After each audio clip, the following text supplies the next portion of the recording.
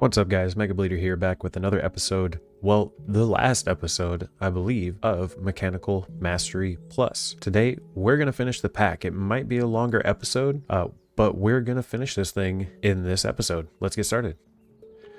So I went ahead and let all of this stuff back up. We've got a ton of refined radiance. We've got shadow steel. We've got the mechanisms. We've got what I believe is enough of the multiplite to get us to the end of the pack. I did boost up our inert advanced mechanical storage essence, or mechanical essence storage, I should say. I also got bedrock crafting here. So we used the respawn anchor, that's liquid DT fuel, and chorus fruit. So if we look at bedrock, we can craft bedrock using the extruding recipe. The respawn anchor, I had to get the crying obsidian. Actually, I probably should have just done it this way, but I did it this way. I got the crying obsidian from the anti-protonic nuclear synthesizer, but what I could have just done is gotten the bed, I suppose, but that's no big deal. We've got plenty of antimatter and whatnot, so that's there. I did go ahead and make up all of the creative flour that we are going to need to make our creative blaze cake. The Ender Dragon DNA is going to run through 100 times using the creative flour, the dragon heads, liquid DT fuel, resonant ender, and to stabilize redstone and energize glowstone. So we're going to need over 100 dragon heads because those are used here. They're also used for the dragon egg, the creative motor, the creative items here from the refined storage add-on, which also has the creative storage disk, the creative energy cube, and I believe that is it. I don't think there was anything else. The creative motor and then the creative generator, which I'm not certain if the creative generator is going to be better than the creative energy cube. I really don't know. So I crafted up all those. The creative flour, we needed the multiplite.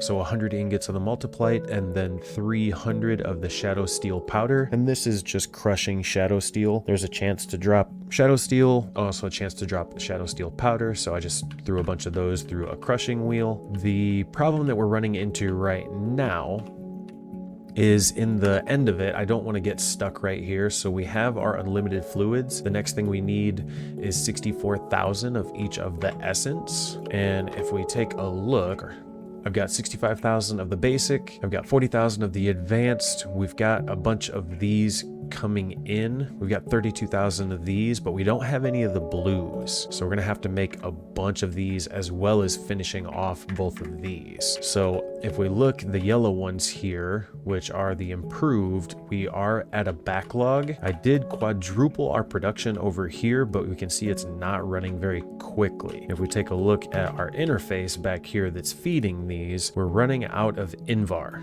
We do not have enough Invar, and then at 1.2 our quartz dust was a problem. I have a feeling that once we fix our Invar, the quartz dust is going to become the issue. So the way that we are going to fix that, if we take a look, I could just spam some induction smelters. What we're going to do to make this faster is actually create the creative flux efficiency component. So if we put a resonant integral component through 10 times with antimatter and a spout of liquid DT fuel and a press, it'll get us that. And I suppose there's a 38% chance that it could break. I wonder what it'll drop if it does break. So let's come over here. We're gonna need antimatter, which I do not have hooked up. If we go to our power area, if we come over here, yeah, we got 146. Let's grab enough for 2 recipes, and then all we have to do is give that antimatter to that deployer, and then take a integral component and throw it down on there. So it's making the creative, it's making this guy incomplete creative augment. So it's going to cycle through here. I do have a filter here that is blacklisted for the creative component. So whatever it doesn't actually use will just pop out onto here after that last time. Oh, and look at that. It made it. Let's see if we can make another one. And I'm actually going to turn this up. Let's go up to, let's see, full speed. That's a little bit better. So this means that our machines are going to process instantly and without the usage of any power. We ran out of antimatter. Ooh, look at that. We got another one. Sweet. So let's move over here, and I'm actually going to swap this. I'm going to grab iron blocks and nickel blocks, and we're going to take those and put them in here instead. So pull those out. Those are going to go in there, and then we take all these guys out and swap that guy out. That should happen instantly. No RF, it's used in a machine. Maybe it has to get used one time.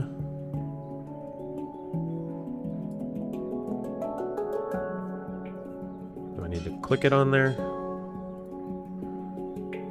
I don't know why it's moving so slow. Maybe we have to let it craft through once. No RF used, very fast processing. Come on. There it goes. That's what we want to see. Yeah, look at that. Sweet. And then we'll do the same thing. So let's go over here and take a look at what we're seeing now. Yeah, now these guys are just running full blast. And this is full, but we have to process the Invar gears faster because we're using them that much faster now. Or we could swap that guy out. And look at that. Instant. Okay, we are definitely making enough gears though. I could just export the Invar into a crafter to make gears, but we can see that that's not a problem anymore. Quartz looks like it's doing... We are running out of quartz, so there was a backlog here, and we can see this backlog here is running out. So now, what we're gonna do, let's go and grab more antimatter so we can fix our quartz.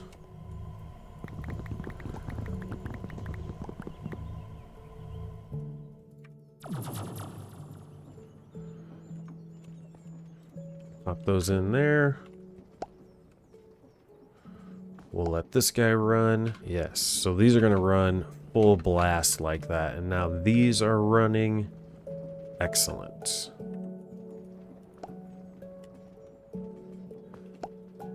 We should be close to getting this done. And then we'll throw another one on there. How is it running through?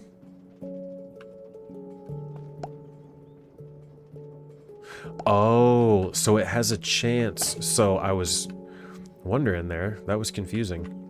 So look, we got another antimatter pellet. So it actually failed twice because we put 20 antimatter pellets in there and it ran through all 20 of them.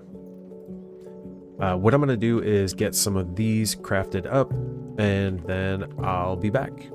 All right, if you've made it this far into the video, you're probably saying, Mega, the title of this video is how to complete mod packs, and you haven't talked about completing mod packs at all. You're right, I haven't. I usually title videos after I've made the video, but this one I titled first. So let me dive into it. Although I haven't finished every pack that I've played, I've finished a bunch of them. This one, the one that I played before this series went up, I've played through Enigmatica Expert 2, the Skyblock version a couple years ago. There are some packs that I have completed. And what I found is setting some achievable goals in the beginning while keeping the end game in our sights. So although, creative items are a really great place to be looking, the last quests are a great place to be looking, sometimes in bigger packs, it can be really daunting to get to those. If we take a look at the last quest in this pack, at least the last one that I can see, the end, it's going to require a lot of items, and this stuff can be really daunting at first. Even looking at something like the Dragon Head is a really big undertaking here. Getting into antimatter, the skulks, stuff like that. It can be difficult, so it's good to set early on challenges. Getting digital storage set up is a really good milestone early on in the pack, either using applied energistics or even refined storage. Both of these offer really good solutions to keep the game moving without getting stalled and having to grind through a bunch of micro crafting and making it really difficult to continue on the pack when things get really challenging. Another really great milestone is infinite resources, and there's lots and lots of different ways that you can get through those. So here you can see, I just have unlimited gold, unlimited iron.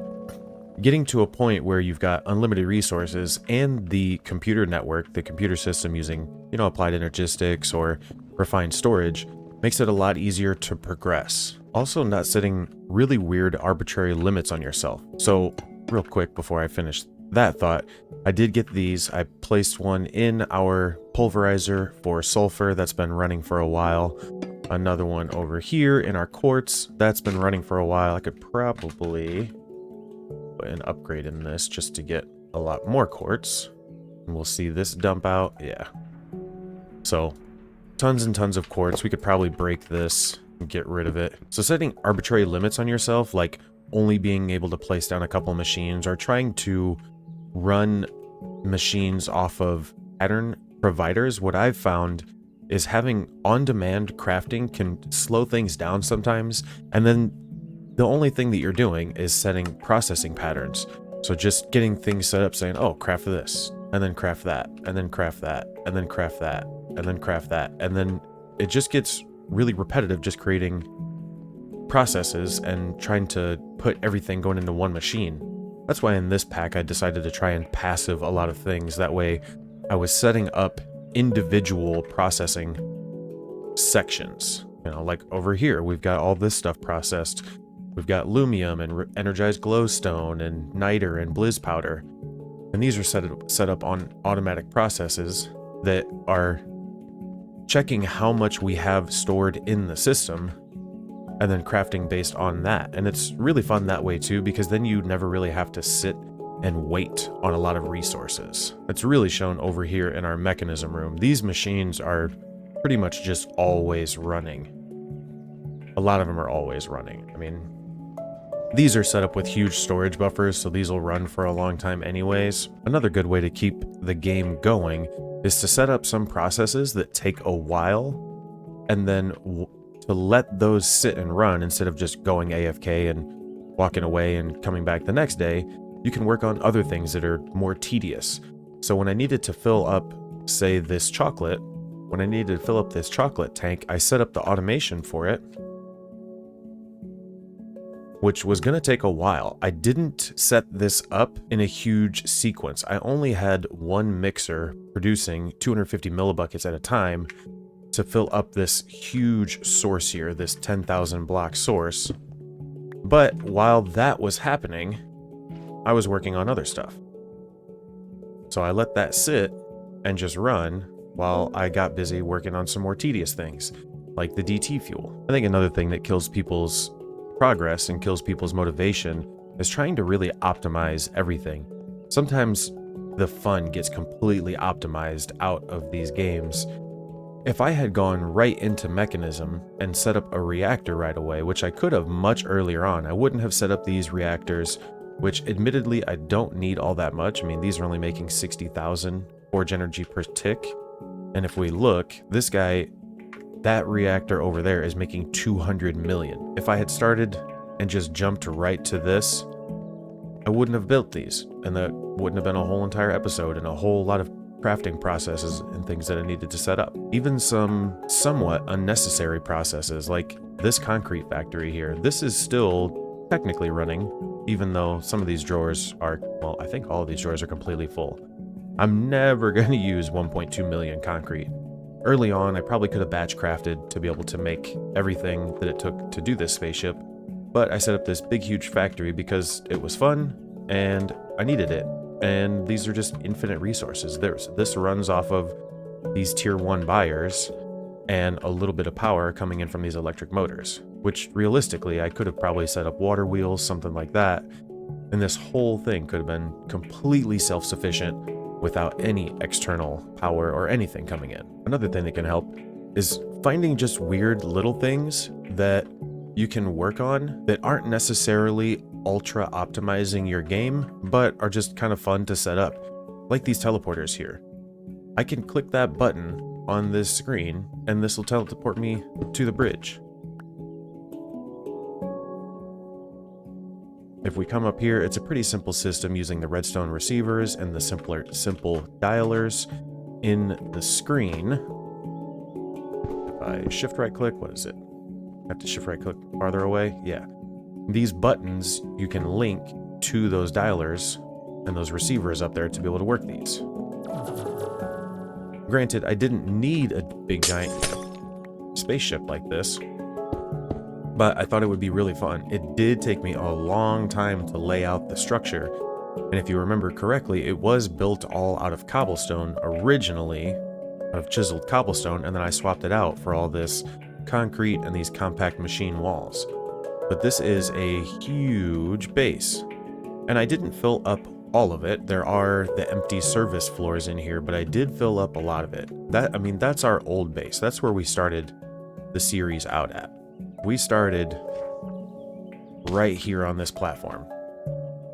Underneath here is where our bedrock is, and then our budding crystals from the beginning of the pack. This is our original base. I even still have villagers up here. There's even some old systems that are not running, but you can tell this is where we had our ender pearls set up and our netherrack and our original source of lava. Another slightly unnecessary source of transportation here. I'm not certain if I'm going to do anything to finish out this spaceship. I wanted it to look a little bit differently in the end. I wanted to have some windows and stuff around here, but I'm not disappointed with the way that it turned out. It is a huge base, and we did use a lot of the space. If we break in through the wall here, toggled my engine off. If we break in through the wall, let's say right here, this is where our lithium is produced. You know, we've got water coming in, getting turned into brine, getting turned into lithium.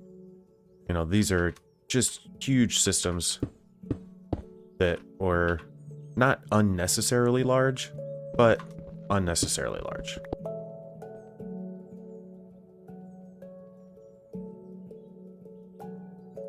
Even some stuff like this elevator. Not completely necessary. I had light before I got to this point, before I created this elevator, but I thought it would be really fun. It's also really fun in packs to learn new stuff. So in this pack, I kind of learned how to make thumbnails, and to do that, I needed a green room. So we can see here the deployers that were in the thumbnail from the last episode. Using this green room, it's a lot easier in editing software to be able to take a screenshot and then edit out the background. Finally, getting to the end of the pack. Finishing a pack doesn't necessarily mean that you've completed 100% of the quests. If you get to a point where you're not really having that much fun playing anymore, you can say it's finished. Sometimes that's just the digital age, getting to applied energistics or refined storage and starting to automate things.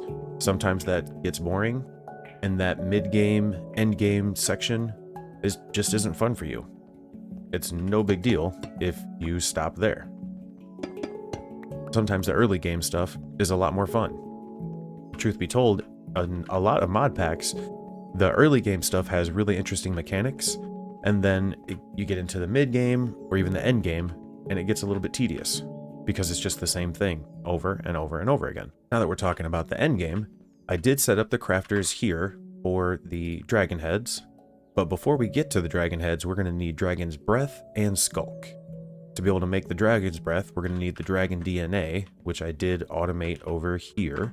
So if we go ahead, I can spell and craft a dragon DNA. I have it set up to say just one nether star equals the DNA because these are automatically being stocked here, and this should work. So that's the incomplete dragon DNA cycling through there, and it has to cycle through here 20 times. I don't think that there's a chance yet. It is a 100% chance. So the shulker shell, end crystal, nitro crystal, and the essence are automatically being stocked here.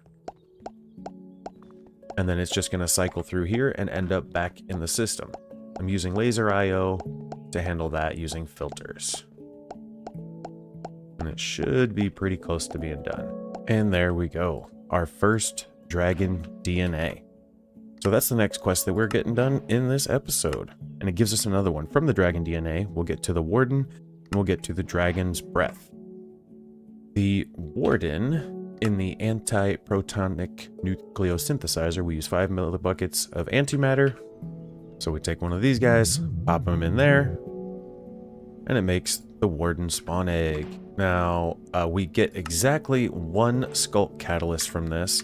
I'm actually really curious if the mob crushers can kill the warden. So over here in this guy, let's see, do we have jelly babies? We do not. And I think we have enough Enderman heads. So what I'm actually going to do is turn this off. We're going to take a jelly baby and we are going to try and spawn a warden in here. Now, I believe I'm going to grab a mob imprisonment tool because I'm worried that the warden might try and get loose. So let's hide.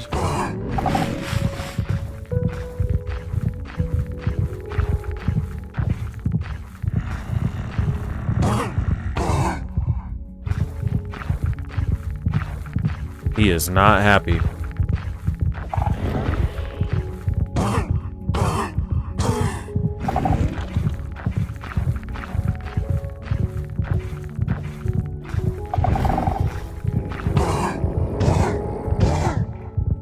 There we go. So that did work. That did kill him. It took a while, though. I do have sharpness upgrades in here. These are fully upgraded. Let's swap that back out. But now we should have, how does that spelled? Skulk? Yeah, there we go. Skulk catalyst. Excellent. And now what we need the dragon's breath. We'll also need the bedrock shards. To get the bedrock shards, we need the radiant glow claws. I went ahead and automated the skulk catalyst. This is a vanilla Minecraft mechanic. So if you spawn an entity and it dies near the skulk catalyst, the experience dropped will get picked up by the skulk catalyst, and then it will transform blocks into the skulk. So if we grab some jelly babies here, I went ahead and got this all set up. I've got a builder with the clearing silk quarry filtered to just the skulk. And then I've got a builder here placing down the stone. And if we pop a bunch of jelly babies in there, we'll see it all happening. I do have the deaths muffled, but we can see it being transformed. And then that builder is picking it up. So now we've got skulks. All right, so we've got 437 of those. Now each dragon head looks like it takes 3, 6, 9, 12, 14. So 14 divided by 437. So we can make 31 dragon heads. And I don't think that we really need any more than that. I suppose, yeah, we do need more than that because we need to make the blaze cake. So we'll put those in there. That's going to pick up all of those. Okay. But I'm going to go craft up those radiant glow claws.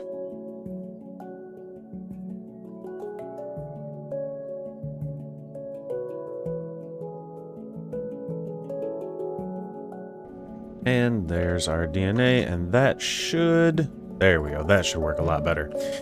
So in making that, we can now make the dragon's head. We pop that in there. We check out our quest book, dragon's breath, we get a bunch of XP, and then the dragon's head. So I do have that set up also using the filters from Ender.io. All that's all filtered here. So we should be able to see this happen. Oh, we need antimatter and skulk. I forgot I haven't exposed either of those drawers to the network. We'll take out all of our antimatter, and then we'll take out all of our skulk. Dragon head. Boom. This should be correct. Nice. Quest complete. Then we've got the creative energy cube, the creative storage disk, the blaze cake, the creative motor, and then lastly, these guys here. Now, it doesn't look like any of these prerequisites are required, so I need to figure out how I can submit these fluids. I'm going to try and just submit it through here. I don't know how it works. Click to submit. I don't know how that click to submit works. Let's see. Let's do this here. Allow cheats on start LAN world. Editing mode. Ooh, there's some other quests there. Let's see. Complete instant. Chocolate. Yes. Okay. So we can see I have those. So let's go ahead and... Keeps lagging. We're going to complete that, because I know that we have these.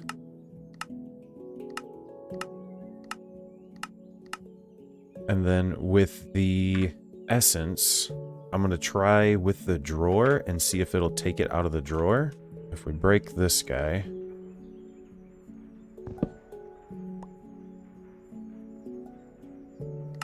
We click you, we click this, submit. Click to submit.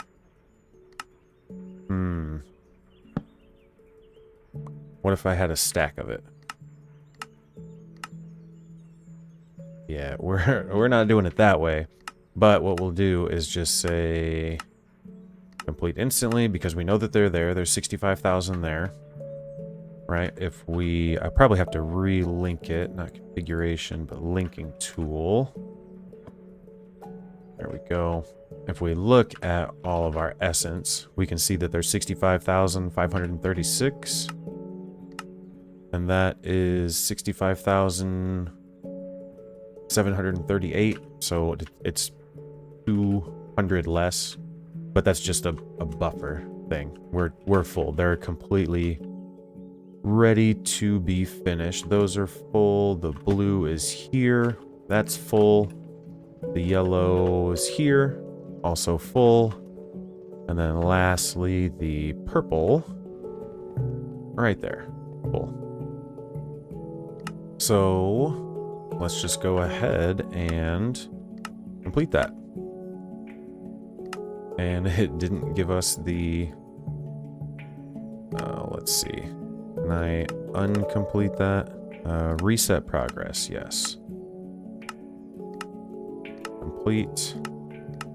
Complete. Complete.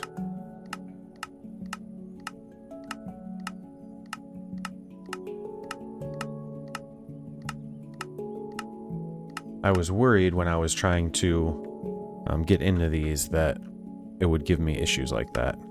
Out of editor mode. Now we can take our items.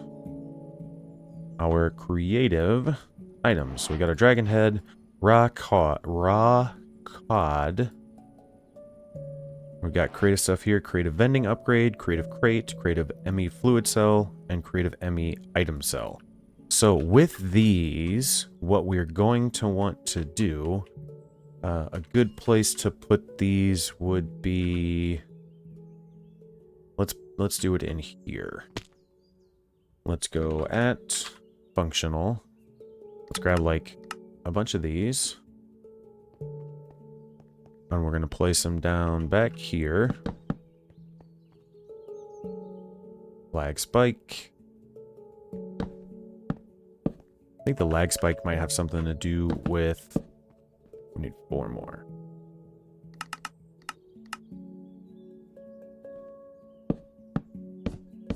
Might have something to do with my reactors turning on and off. We're going to need a hopper. And then we can hopper these items in. I'm not sure that we need to hopper all of them in, but now we can save this. If we take out our creative vending upgrade, we can put that in here, and now we have unlimited of all of these. So I can take out a stack of these. Or not. How do I access this? I can take out the crate. Let's see. Another one of those.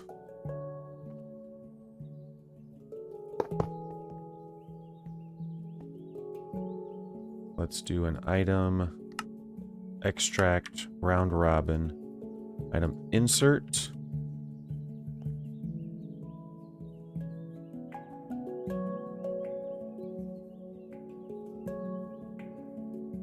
Okay, let's grab a filter. A counting filter. We'll say you are going to get that, and creative item, fluid, crate, vending upgrade.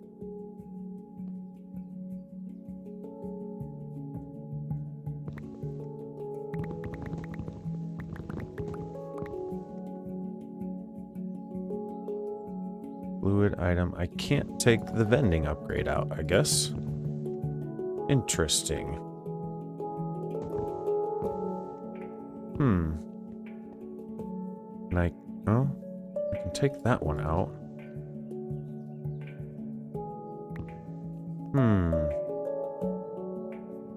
That's interesting.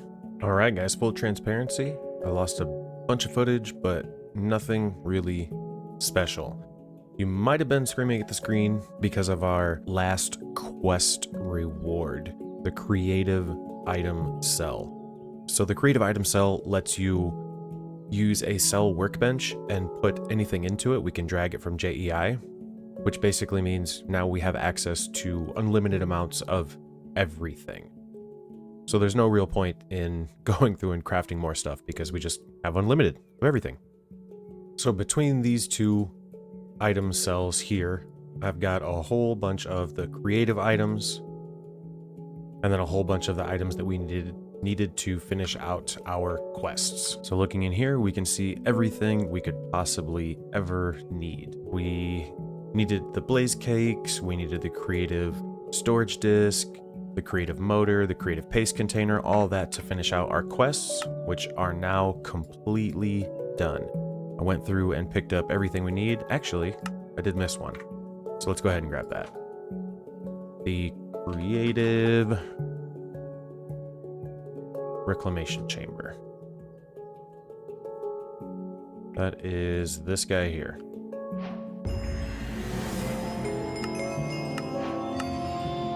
Now everything is done. Now everything is done. But that's it. That's pretty much everything for finishing the pack.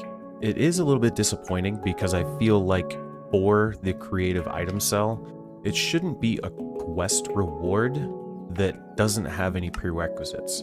So in this, the dependencies, the dragon head, the bottomless gas pit, bottomless fluid pit, the dependencies for this were just this, and then the dragon head. Whereas I feel like the dependencies should have been getting maybe not these two. These two should have just been... These two honestly should have been over here somewhere to be able to get you prepared for a final quest. And then these creative items, the flux efficiency, the paste container, reclamation chamber, the storage disk, the energy cube, the blaze cake, the creative motor, these should have been the items that you needed to craft the creative item cell. And then once you have the creative item cell, then the pack is done. But there's no real point in unlocking all of these creative items all at the same time, because I went through and I set up these creative crates and was taking stuff out, and I used the factory hoppers just because they can transfer 32 at a time, and was filling up these drawers. And then I remembered that the creative item cell, you just put in a cell workbench and you can put anything into it. So we don't need any of that. But that's pretty much the end of the pack. There's nothing left to do after the end game, after you have the creative items, and everything's finished.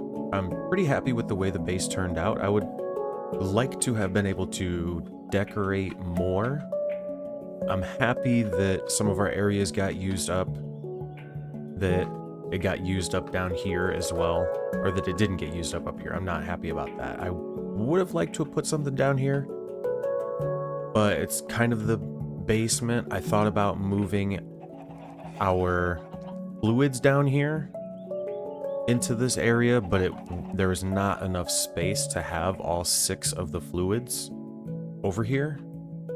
So there wasn't quite enough room. I could have torn out the elevator and put it over here, but pretty happy with the way the base turned out. Coming to the outside of the base, I did want to decorate more out here. I'm not a very good builder, I would say. I did want to have some of the the mechanism pipes and stuff like that with fluids running in it, so there was some more color in the design. I think if I was going to redo it, some of these would have windows. You know, putting some windows in here, that way it doesn't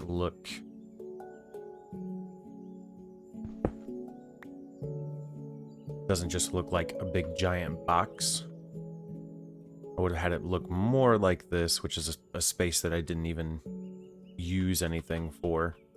I had just built it to make sure that it was, to give it a little bit of a design up here. But yeah, that's it. That's everything.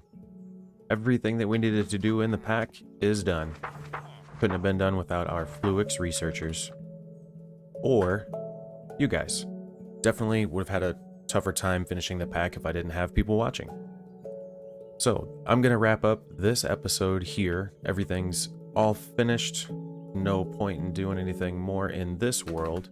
But I'll be recording the next world here coming up real soon. Start another pack. So thanks so much for stopping in.